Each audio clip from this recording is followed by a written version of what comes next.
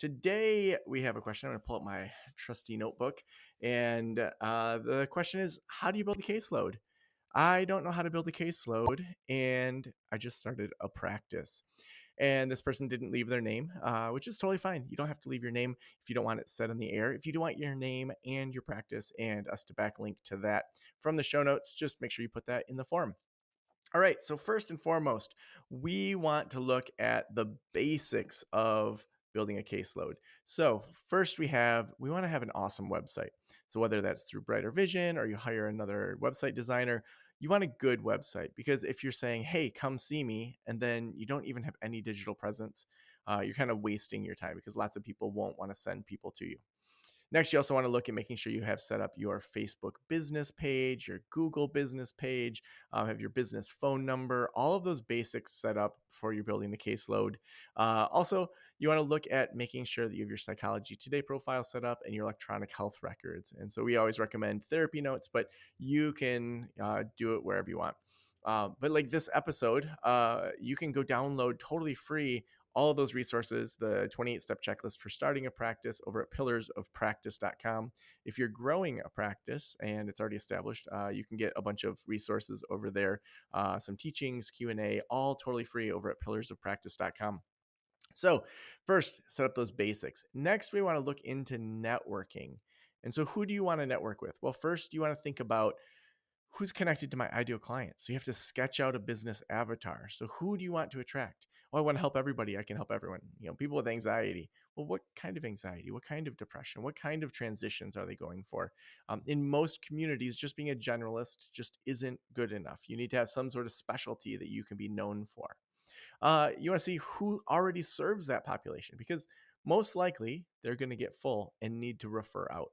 And we want to make sure that you can get sent those people. Also, we want to know who knows those people. So it could be a pastor, a yoga teacher.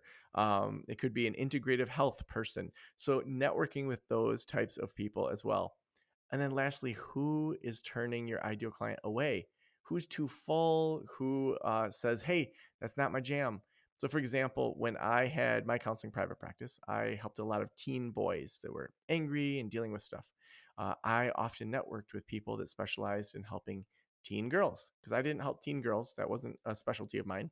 I would refer them out to people that I trusted. Or when I had more 1099s in my practice, I would send them to those folks.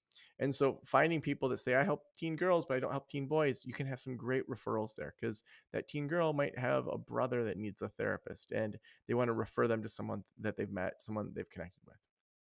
All right. Number 3, we want to focus on SEO, search engine optimization. When somebody Googles something around your ideal client, we want them to find your page. So say you help couples that are struggling in their relationship, and someone types in, is my partner having an affair? You might want to have a blog post about that. You might want to say date night ideas. Okay, so maybe we have some date night ideas in a blog post.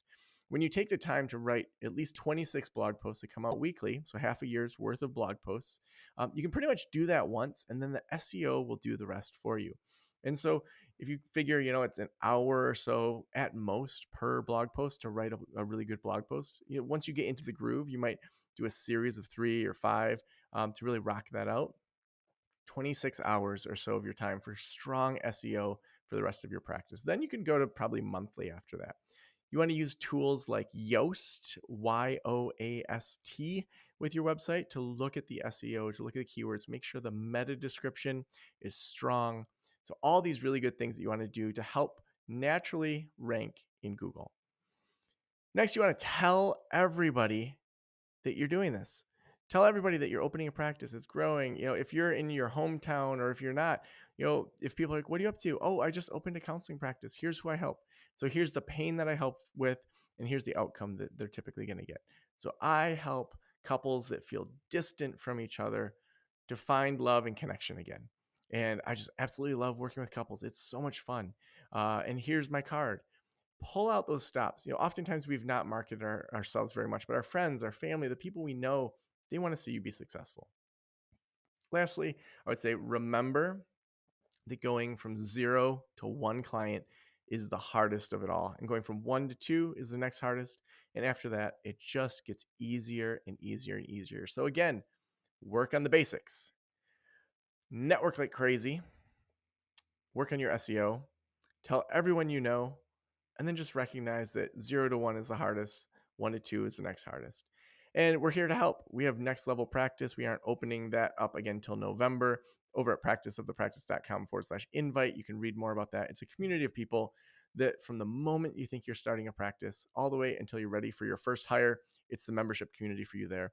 We have free resources over at pillarsofpractice.com for people that are just starting or people that already have an established practice. So use the free resources, use the communities that we've developed, and thank you so much for hanging out with us.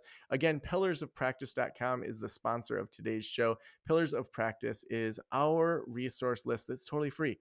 We have resources, we have videos. It's an e-course that's going to help you learn all those pillars of practice. Thanks so much for letting me into your ears and into your brain. Have an amazing day.